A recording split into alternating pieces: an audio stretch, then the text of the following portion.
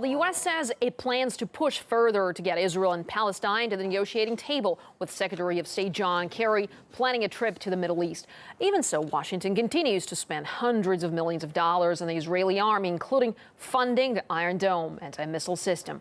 RT's Paula Slayer has been hearing from those who say the complex just isn't worth it. The brains behind the Iron Dome are Israeli, but the funding is mostly American. When the Americans offer their assistance, it solves the discussion. And offer their assistance they have.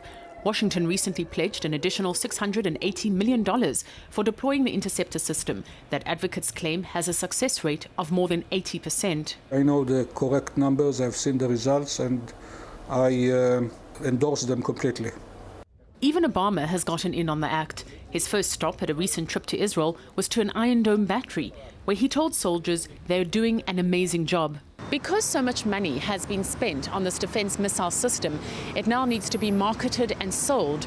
Otherwise, how do you justify something that has already cost the American taxpayer millions of dollars? But for all its hype, the Iron Dome, which is designed to intercept and destroy short-range rockets aimed at populated areas, is not foolproof. I have a lot of question marks. Questions that include the system's effectiveness.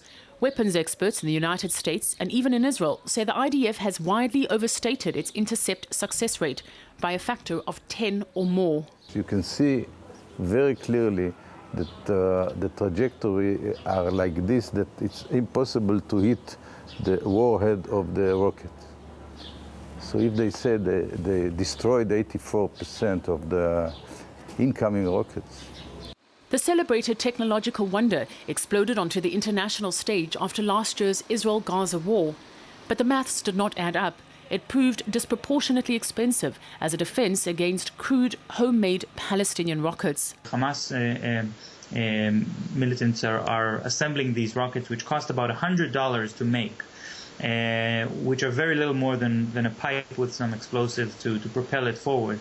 And the Iron Dome rockets actually cost $50,000 each rocket. So shooting 2 rockets to intercept one of the Hamas makeshift rockets would cost 1,000 times more than the cost of the rocket that is being intercepted.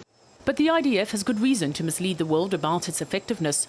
Not only do taxpayers want to know their money is being well spent, but enemies need to be deterred, especially Gaza militants firing at Israel's southern border city of Sderot. It's not the right solution.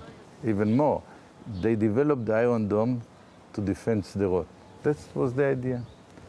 The only area that the Iron Dome cannot defend is Sderot.